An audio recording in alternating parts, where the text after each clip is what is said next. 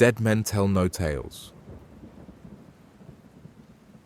The following entries were recovered from a weather-damaged journal found near the abandoned Indo-Pak border post of Kargil, Jammu and Kashmir.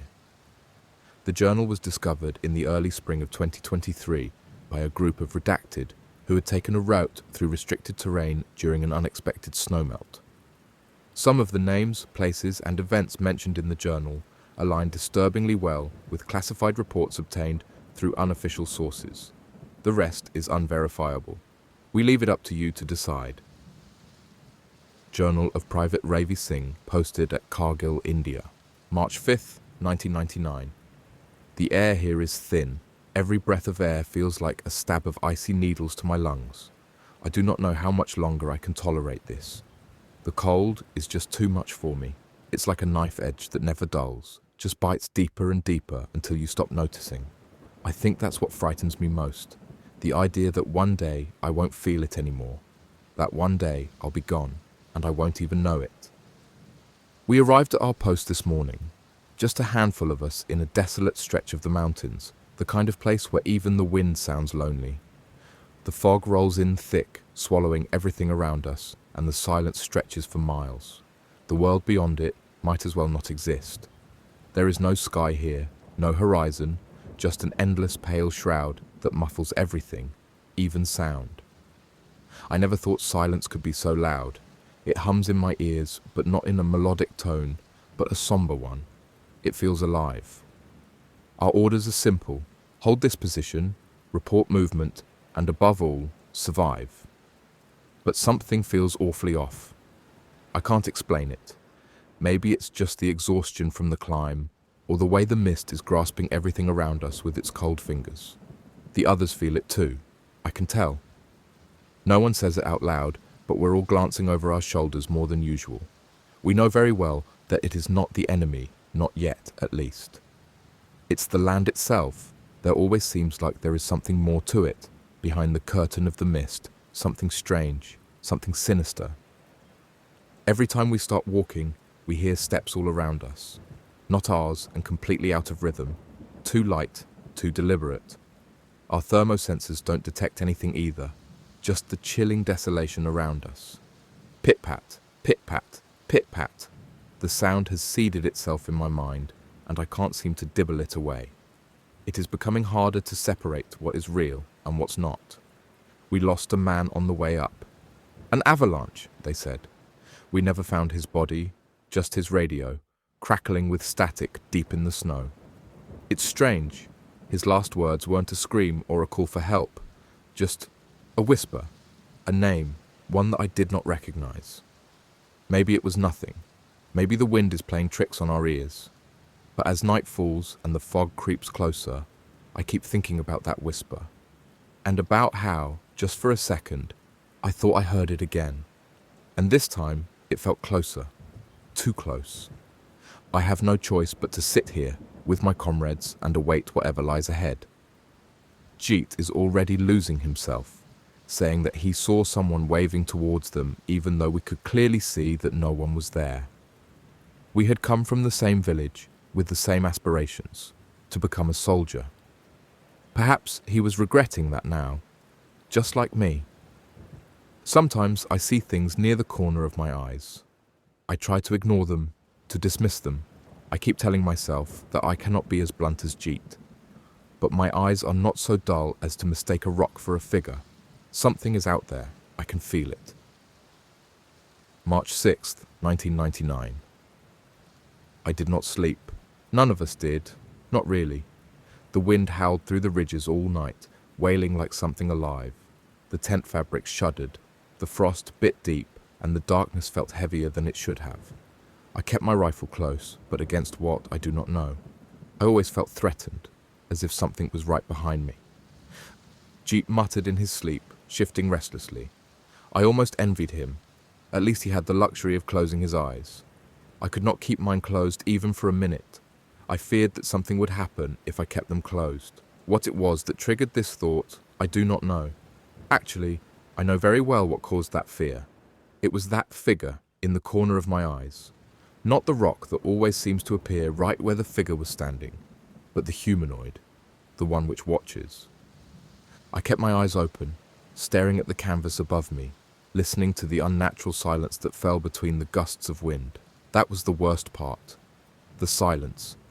And in those moments, I swear I heard something moving just beyond the tent, software measured, steps pressing into the snow.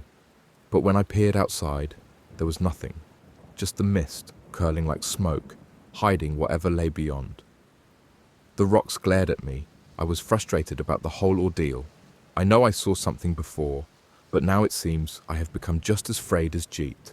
My pack of cigarettes has run out too. I'm using Panday's pack right now. I don't really care about my lungs' health right now. My mind is much more important. By morning, Jeet looked worse. He was pale, his eyes hollow. He said he dreamt of Arjun, the same man we lost yesterday. He saw him standing in the snow, waving, just like before. Only this time, he was closer. Jeet swore his mouth was moving, that he was saying something, but the wind swallowed his words. "It was just a dream," I told him. "Now get up. We have patrolling to do." He nodded, but I could tell he didn't believe me. We moved out at first light, patrolling the ridgeline. The sun never truly touches this place. The mist is too thick, too stubborn. It clings to everything, seeping into our bones. As we walked, the feeling of being watched never left. Every few steps, one of us would glance over our shoulder, as if expecting to see something just at the edge of sight.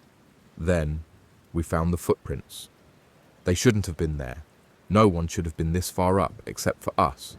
But there they were, pressed deep into the snow, bare feet.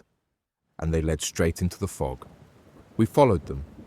We shouldn't have, but something about them, about this whole place, compels you to keep going, even when every instinct screams to turn back. I do not know what it is, but it feels strangely exciting and fearful at the same time. The prints stopped abruptly. No signs of turning around, no indication that whoever left them had backtracked. Just an ending, like they had been swallowed whole. Then, Jeet's radio crackled. A burst of static at first, then something else. A voice, faint, distant. "They are coming." We froze. The channel was set to our frequency, but the voice was wrong. Too distorted, too hollow. And then, beneath the static, I heard it. A whisper. A name. The same one Arjun had spoken before he disappeared. Jeet dropped the radio. None of us picked it up. We turned back in silence, rifles gripped tightly in our hands. Lieutenant Garjan told us to set up defensive positions around the camp. He considered the message as a possibility of the enemy's arrival, though I knew very well that the message's meaning was different. They are coming. Something about it just felt chilling. You would not expect something like that from a controlled frequency. I do not know what is happening here. But I know one thing. This is not war. Not in the way we understand it. Worst of all, that damn rock still seems to move. I am completely losing myself. Something else is on this mountain. And it knows our names. It knows where we are. I need to light another cigarette. March 7th, 1999. The first shot rang out before dawn. I was half asleep, cigarette still smouldering between my fingers, when the crack of gunfire split the silence. My hands moved on instinct, gripping my rifle before my mind even caught up. Jeet was already on his feet, wide-eyed, breath coming in short, panicked gasps. "Ravi, what was that? Ravi, they are here. I know it. I feel it." "Stay calm," I said, though I myself was shaken. "Who fired?" Lieutenant Garjan barked. No one answered. We scrambled outside, boots crunching against the ice. The fog was even thicker than before, with the snow rising by almost a foot. Shapes shifted in the mist, but no enemy came rushing down the slopes. Only silence, except for the shrieking wind, carrying words we could not decipher. Then we saw Panday. He was standing at the edge of camp, rifle still raised, body rigid. We called his name. No response. I approached him slowly, heart hammering. "Panday, you all right?" His eyes were locked ahead, unblinking, unmoving, just staring into the mist. "Panday, what the hell are you shooting at?" Garjan yelled, his voice echoing through the mist. Then he spoke. voice hoarse, hollow. I saw Arjun. No one said a word. A bitter wind swept through the pass, rattling our tents. I felt a chill that had nothing to do with the cold. You didn't see him, I muttered, gripping his shoulder. He's gone. You know that. Pandey, get your mind out of the gutter. Compose yourself, Garian exclaimed with a powerful voice, although he looked quite disturbed by the news himself. Pandey turned to look at me then, and I'll never forget his expression. It wasn't fear, it wasn't shock, it was understanding. And then he pointed. We followed his hand, rifles raised. The mist parted just enough, revealing something in the snow. Footprints, bare, leading away from the camp. But this time, there was something else. A shadow, barely visible, standing just at the edge of the fog, watching us. And then, it moved.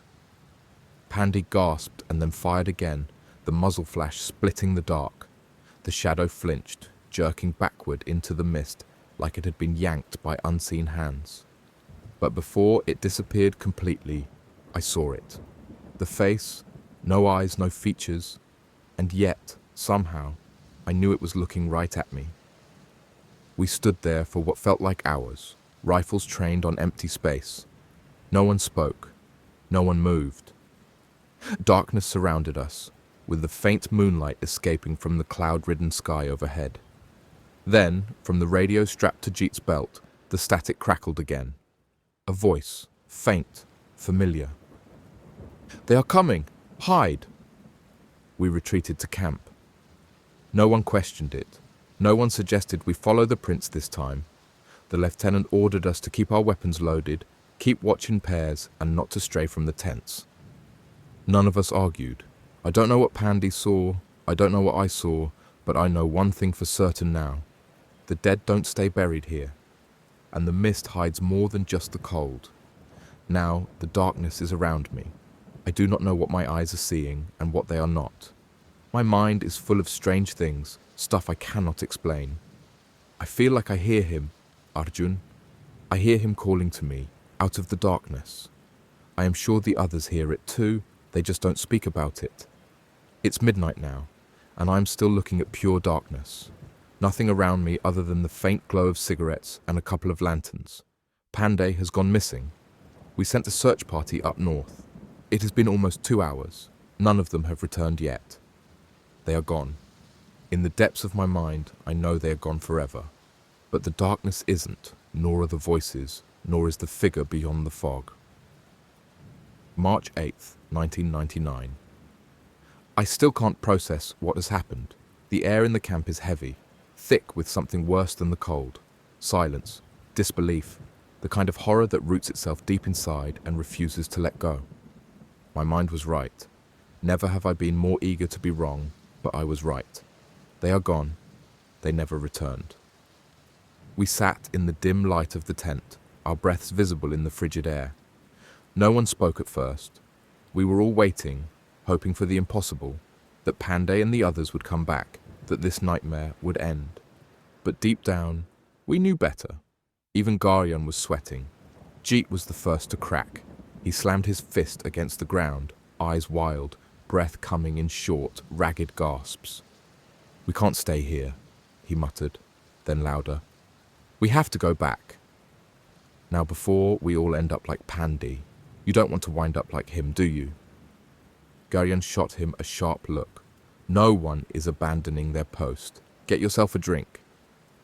"You still think this is about the damn mission?" Jeet snapped. "Wake up! There's something out there, something worse than the enemy. Panday knew it, Arjun knew it, and now they're both gone." Ravi swallowed hard. "We don't know that. You don't..." Jeet turned on him, voice shaking. "Don't we? You saw those footprints. You heard the radio. That thing in the mist, it knows our names. It's playing with us. Everyone has seen it, I'm sure of it. And we are still fooling around here, waiting to be killed." No one had an answer. The fear in the tent was suffocating. Even Garyan, the best of us, had no response. Then Jeet stood abruptly. "I'm not waiting to be picked off. If you all want to die here, fine, but I'm leaving at first light. Ravi reached out, grabbing his arm. Jeet, listen to yourself. We don't even know where here is anymore. The mist. Jeet wrenched away. I'd rather take my chances in the mist than sit here waiting to die. We did not stop him. I could do nothing but hope that he got himself together. I did not know how much longer I could keep sane myself. For hours I sat awake, staring at the entrance, waiting for him to return, waiting for Jeet to come to his senses. Then, just before dawn, the shot rang out. The hell was that? Garyan barked, wiping the sweat off his forehead. I was the first to reach him. Jeet's body lay in the snow, his rifle still clutched in his frozen fingers. Blood seeped into the white snow, dark and thick. His eyes were open, empty. I was not shocked. I was confused as to why I wasn't. I knew it was going to happen. Everyone was shocked. No words came out of our mouths. Deep down, everyone knew that they were not going to survive this. Something awaited them. Something too far, yet too close. I heard something again this midnight. A name. Pandy's name. And then, just beyond his body, something moved in the mist. Watching. Waiting. The rock isn't there anymore. They are coming. And there is nothing we can do. March 9th, 1999. It's happening.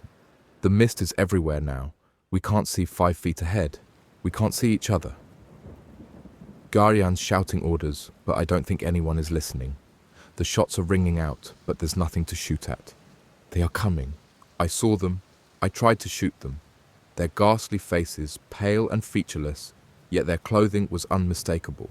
The same one Arjun used to wear. The same ones our search party wore. Jeet's gone. Pandy's gone. Even the medic is gone. They took him. I heard him scream. Then nothing. I don't know where Garyan is. The gunfire is getting weaker. It's pure chaos outside. I hope someone finds this. I know I won't survive. I know it.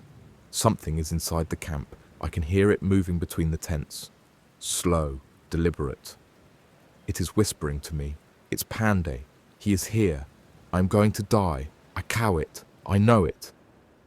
The radio is on again. The static, deafening. They are here. I need to write. I need to keep writing. I know what they are now. They are the dead. They have risen somehow. No one will believe this.